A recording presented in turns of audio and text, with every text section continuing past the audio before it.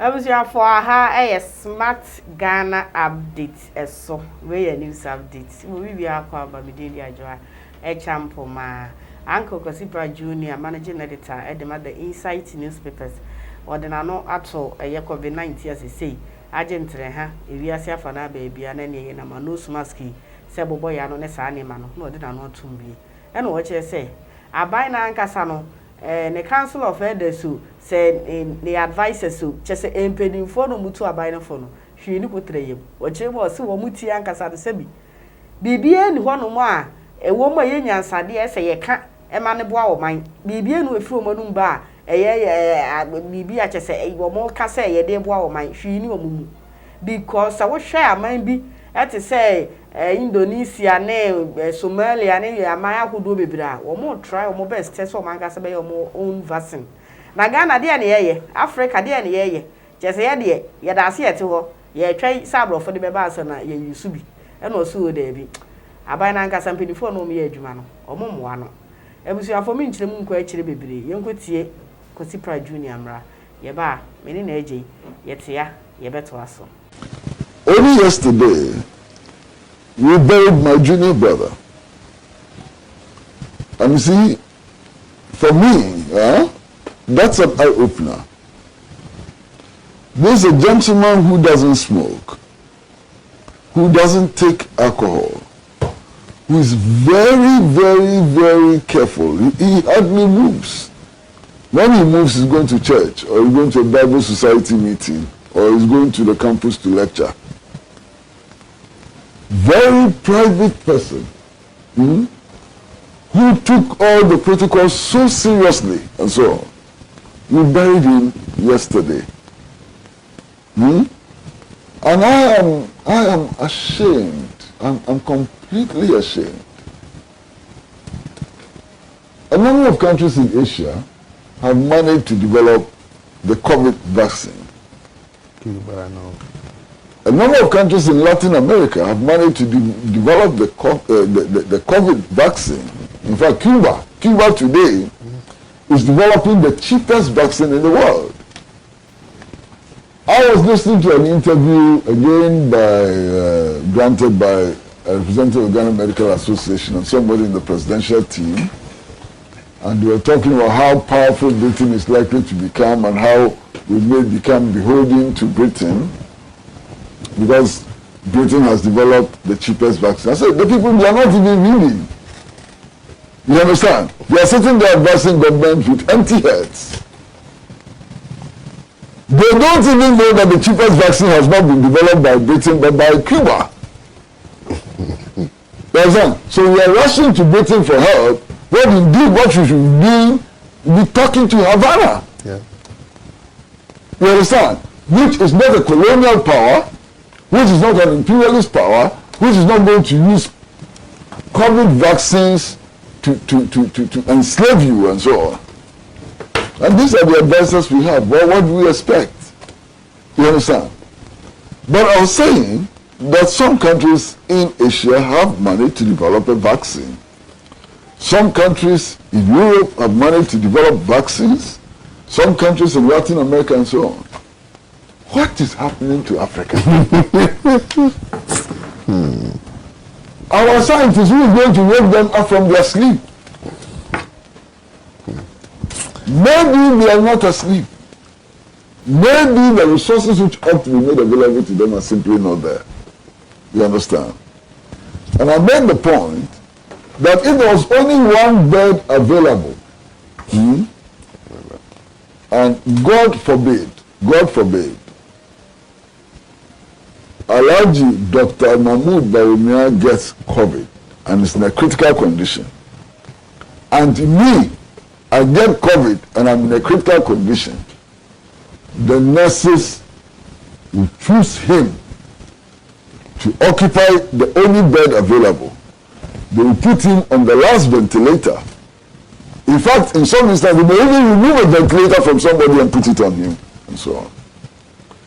And I pose the question, so when we get to that critical stage, what is going to happen to the underprivileged from Shukura, the underprivileged from Nima, the underprivileged from Mamobi, the taxi driver, the tractor driver, the watcher seller by the street and so on, we will impose a sentence on death on them. And there will be no rescue. They will be sentenced to death and they will be killed. So if the hospitals are full and you, the taxi driver in Mamobi, you get COVID, would you be admitted into the hospital? What chance do you have? So this is the situation in which we are. If you are not a powerful, influential person, even your money cannot get you a hospital bed. You will die. That's how bad the situation is. Look, me sitting here, frankly speaking, I don't care if I die today or tomorrow and so on. It doesn't make any difference. The world will go on. You understand? I mean, I've lived enough years, you know, and I really don't care, and I mean it. You understand? But I'm scared today. I'm not scared because of the possibility that I will die. That's not what scares me. I'm not scared. I'm scared because I have children and I have grandchildren. You understand? If I get it, I will infect my grandchild. That's what scares me. You understand? If I get it, I will infect my children. If I get it, I will infect the people I work with. If I get it, the Socialist Front of Ghana is in trouble. Because people in the organization will get it. You understand? That is my worry. It's not because of me, whether I will die or live. But if I have it, Kwame, you may get it. You will get it. You may get it. That's my worry. That's my fear. You understand? I have so many relatives and friends that have not been able to visit for 1 year. Because I cannot bear the thought that I got it, visited them, gave it to them, and they died. It will hang on my conscience forever. This is what is frightening me. This is what is scaring me. Not because I'll die. Who won't die? And if I die, what happens? Nothing. You understand? But I'm so scared. So scared that I will become an agent of death. I don't want to become an agent of death. You understand? And whether we like it or not, the continued spread of COVID-19 will have consequences for all aspects of our lives. And that one say no. I might be money abere omu vaccine no no form anko kosi practice no. Na Africa ye dey. If you Africa ni aba Ghana. Ghana so e dey na ye e dey abo ye ho. Na eje be ma. Yes dear. Ya say share bi. Already Adom for God and country. Yeah. Ne say dey ma no. E bi abo call dey. Already Adom ho dey sakwaban. Me say Yesu ni bo mi ni musa dey say. Ye ne fie o. Aha. If you do sadia, a Drubian Cadem, inshallah, we are very fine. Yeah, dear. Uncle Kosi Pratt. Yeah. Uncle Kosi Pratt. In recent times, Ayana, Nkasa Bebra Mentana and Yadwine. But on this issue, Menina Yadwine. Okay. Menina Yadwine about 80%. In the sense, say, Ghana, Africa, ye ne sori ewie bia ana ye debia si ho Ghana ye de ne 6 March ye parading conforma ko gina wiem parody conform panifo ko gina wiem sebe ye janan de kura wuntumi nka dun so de kura wuntumi nka ompa boma ye na di gina ho adwubu akwaya aduane apekwa untumi ni te sab gobene mo ne saa nnuane bi kodidi anhwe a ye du ko gina wie no se ompabom ye hye na watade nsum ye hye na wafusa charge a de befo no waso be ye hye ti nkofo bebre hon mo a eduru march no sa march bi duru ho pe nnuane bebre no watua bi ko anhwe asem beto ngu ase beba ngu ase so fata kan ba ye ko gina wie ayim Yeah, we are marching to near that. All in the name say, yenya independent. My dear, to tell the truth, Ghana, Africa, yenya independence. No, yes, yenya independence. On paper, oh my dear. On paper, yenya independent, but mentally, yenya independent. Mpuntu yenya independent ba kukura we mpuntu. I keep saying this. Ghana, your hospitals akasiye, your schools akasiye wo krom ha obi eba nyanyanko bekobie were built by the abrofono. Obi oseme boa na omfa evidence mra. Is evidence error na ewo. Opa yenko records. Your schools akasiye wo krom even from university. Say senior high school was kroma de ye papa obi anya yanka ne ba eko obi nyina na prof ni see hospitals akase wo school ye hospital akase wo krom ha ye kasa bi ense see bo say kwalebu na komfanoche na wan were built by the prof no ana sanji for Dr. Kwame Nkrumah eba no oja ba ata na nkofobia started the process of independence and obeka no obehye mu kena no ehu sampa se papa na ba no obehye mu kena na ye fight for independence because at that time people thought the abrofo na rule no na ye fi se omomu edi aboro until we wanted our own independence be ye niema nti ampa so da we independence in the statement of mine say black man is capable of managing his own affairs. Are we managing our own affairs? Per what we are seeing today, are we managing our own affairs? Okay. But we are still under mental slavery. Yes, that's so abrofono. Yeah, that's so unkwasomu adwinemu. Because enti amene kwasi prate ya adwina mi chemu bayo. Yare ba ye. We are in Africa, and God has blessed Africa with a lot of plants, leaves, roots, and several kind, so and so forth. So what I say, you will never be prepared, and you will about human resources. Nipa nyankopon so ehirayen majabrofi bef tete no ye kakra na ebi dodo na eko school no kakra free mu ba ya omutumi nya adwene mu nkannie anana adwene mu nkenya tumi ko mani mu adusua mu kosua ade ye wonkofo bebrebe Dr. Professor Kofi ono kra na ye calculation mass the whole world ono ye mass the calculation free asasi so e de ko or the saying eso ma the say ewiem mabrofo no etu first echo Shatta space shuttle call so what I say Ananchen our own Dr. Frimpo Boateng was the first black African we nipa koma efri obi mu edeko to obi man ye nipa netiase so that means we are working. Dr. Kwame Nkrumah said black man is capable of managing his own affairs, and looking at these examples, it looks like some part you between me, but are we doing it? No. Okay.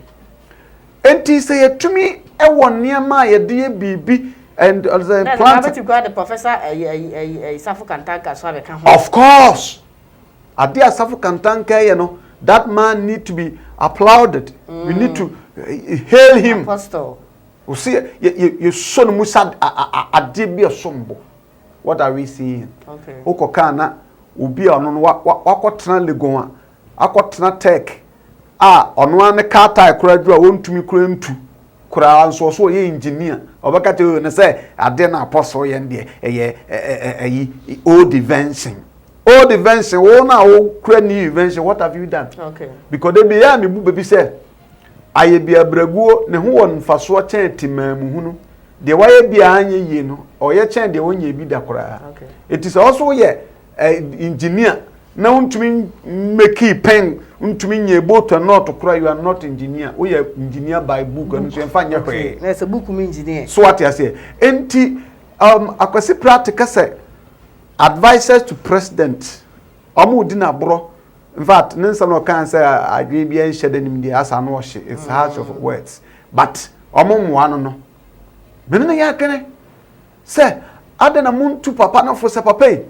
yare ba ya brofo no nkwa na ni da so ye kuroma nso moa mudi adanse even one of the speeches of Mampani His Excellency Nana Addo Akufo Adom ka say yade no at the time no ye ni di dawa ni nkontomre mu ni ade next it tells you say yare no the only thing na be betumi no herbs it had na yemma ye kurom ha accredited herbal practitioners or magidini ewon haban mu ayi or say Center for plant research into plant medicine at Addo matum ye mo chance no mo nso mfa bibimra me mfa nkonoguchi enko try the say adro no mudro anasa ne competence and I can say they say bitu na ho de wo me asayare no so what you say anye ye a ye nchi obi a eye nso a eye ho na nka wa ha ya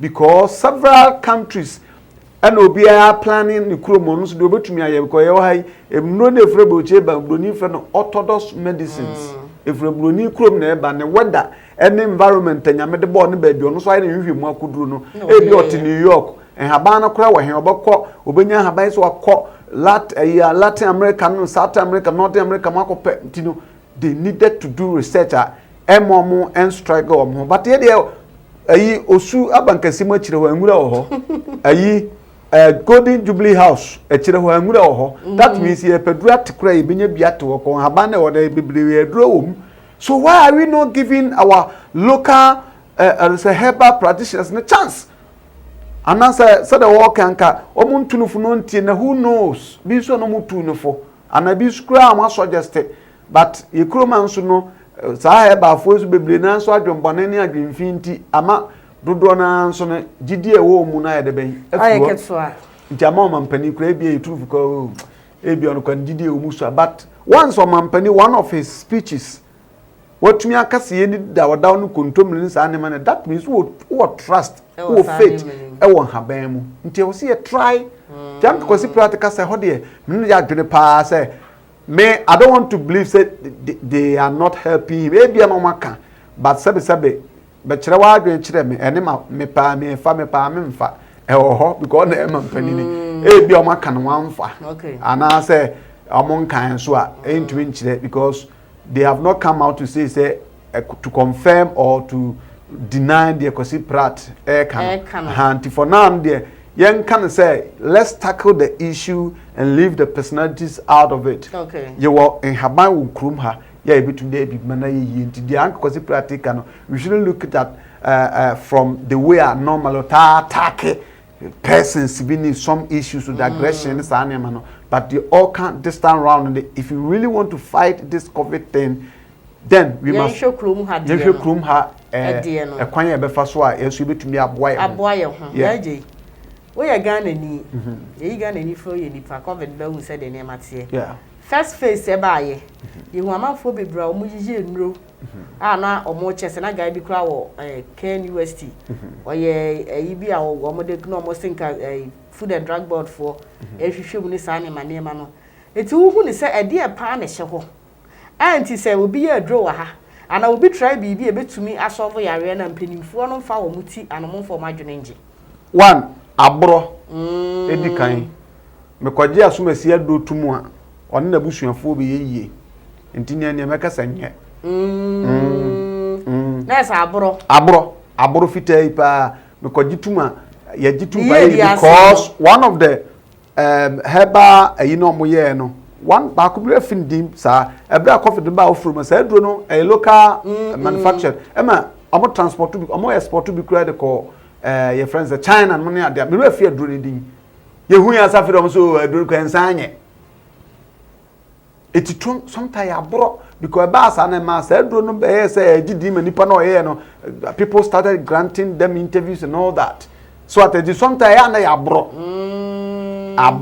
number 1 and 2 enso ye menyini menua kodaki na aye bibini na aye etimi ni didie wom na trend so no ebinum afrefre mu no ma say adwuma dadanti no ama omo betumi original na so omo betumi papa no na omo nso den so obehu om ha anti combination of factors na agada anti omo ntumi entumi because as we na make an so be kai buy Captain Smart ko food and human no when no enya yi kura wo ho no wo say e pan na ekoso omo je samples of over 2000 herbal concoctions omo so omo ko try omo de ko nuguchus hen ho ko try the potency of those drugs and those medicines based on what the report to be afa ho okay okoya ye ma o gallon so na ya toafa akire ho baabi to betumi asa sentumi nsa ho na ekohwe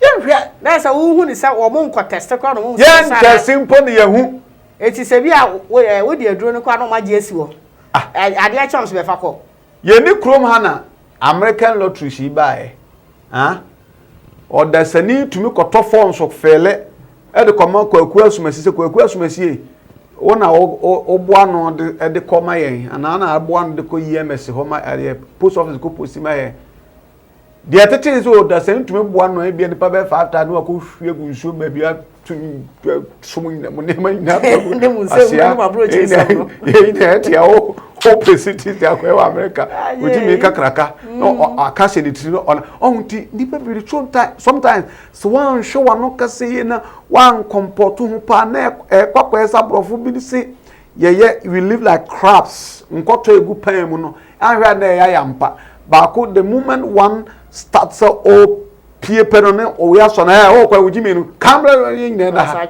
ya atwa atom nti no so sad ko yare we me dey 100% trust and believe say if our local herbal practitioners no will be given chance danya minimum majority of them common bre no mo ye but you be so mo ye dwuma say by Amen Scientific Hospital island so mo sa omo sa case bi wo omo the herbal product ntino say nipa no mo sa yare no say no mo boa de ade na ba ni usum that means the herbal can do a magic. Okay. NS I know so me say we say yes akwa hwe nipa na kira kwan de omo sa na yare na nya covid no. Say no face of raba ti akwa na kira kwan na say na pomudi ho nsem no esisi so after so okọ no wonya complications bia na sa ne mane man de na ehu say ene ye betimi trust wo mo enti na wo say penifo ye bibi e de fa ho so nya complication kura na my dear won hwe sabi nya ado ade bia even operation kura yew na sabi yare bi wo yam ne pa wo yam ne yi ade ne firi mu wie na wan hwe yi a bia de opam ya ampam ne yi a utuminya complications bia o yam tumi yo ya na sa ne amanti I'm not saying say the asan yale obisa but so we be mpa say ne anya bia he or she is free from the COVID. The major scare no that is the bottom line, that's the main target that we should be looking at. So what I say maybe I can put there on this issue. I agree with Kofi Pratt. Na do anu si so amaye ana na wo ka ba bi so say wonim say omada ye kroma scientist no omada so ma ye dan yu omada omo nsore eyampa ye kroma no ma say dibia no ye de be hoho e ho ye de me aboni din Dr. Professor Frank Kofi J of den one language said one thing bi kakraka omra na ko to say kukufa duwan ma hu ni ko treyem oka so on trade dia boss of trade here space trade ba ka on put on practice na yasem it is about time we are see economy. So if we think we have acquired some knowledge and now we have acquired some skills school there we should put it in practice. We should put it on practice than to be called na ya ma din kakraka kukufa ba ma lectures and very put them on practice. Practice makes man perfect. Yankasa talking makes man perfect. Yes, you practice in the middle chebi nyame fasa me afofo be ba no na you practice that. What you say? Okay. Who knows? E bi kran kan nyame ye mo kwan e ma ana mo kekam ho scientists mo krom ha mo kekam ho nanka ayi mo ye bi kran ka bia who know e bi kwam Ghana could become center of the world when it comes to the fighting of the COVID now. Who knows? Because Ghana and Kasa Sasne down, it is blessed. Ye penny for a bro and the bayenti. And ye Debbie, I'm telling you, my dear, we are how many people? 30 million. You were bauxite, you were timber, you were diamond, you were BBA, when you pancreas, dear BBA. I didn't near qua Bosiabo because Obia bar or here, no, I'm more be not the good to where man or the Akana or Piazza made Nivia or Number Dock or Highway, no, or this cananaco, a bosses or Herbal Poma, no, just gonna what to go to have a sauce where we know Jack Akana can from Massa, Sicanian from Adicono. Some Massa who knows a Massa. And idea, Sikan from Aqua, also with them. Okati Mima, the Aquina, Bubani Guamacani, 40 million air calling to say 40 million cost and in a best about them. Oh, it's about time we need to value how God has blessed this country. Yes. So what I say, and yes, be a Kamasano, seeing that here, Sabe, yes, so make as I'm to be Bianca, but in something Nanya pet. Mention me dia metumi na me so nti na wo see afro doctor professor wan what have you done? Okay. Because doctor apostle doctor emeritus Safo Kantanka ni din no wankofa no school mu wankofa no nkwankwa nuase o ni nyuma oye in fact the day na me call interviews no I was so amazed, I was astonished. Look at the niema papa na ye just say mama Adentina yenso yenya aka yesi akoko baabi no the enti America say was me nyabotre no ho I know what I'm talking about. Okay. Ebra papa cause that phone say me started there ba ne papa bi air driving na motorway na nkache papa na da mpanifo mommoa ache o asema me kan ache adana papa apostle ko ye mo na do you believe in those the winners cap waka koto sa papa na ka atrem the way the man was describing papa na comes what there's a chair by papa we so o do so as mampanini and o minister na o ya collab na o talent bi a wo die bibi on pata duty is over prosper because ko chair I there mon fan ko tuzum la for adaka ni waka wa she na say no ka me say Ghana fosu because the secretary bi am on so juma we ne say application letters am for the aba say o mo be application o mo be page mo be attachment ni sa na ma ye no no wajeje ne guo no enumire o kwa na wasa egu ne bag na fia de me hiti a wo say menya abotre abro ne be ye de abro ne be ye na ye de men refer to now mpenifu anasem mpenifu abetwa yakwa ya sia de wo se ye tsefri ho say yes emo ye nyina say yes ye free ya de be ya independence dia adan bibia ba we are looking at abrofo no ye pesika kura abrofo no yen ekroma economy kura be run a yesi bibi the IMF na nse na Japan we ba on the so wonya sa akra so ye je mosia are we not collecting your say mosia loans and grants from other countries we are doing you know check here Trobia na Jones but the invention na ye nya asap mate bibia be fine ebusu afo ya na so the comment about the mosi me ne na eje be ma yakra mo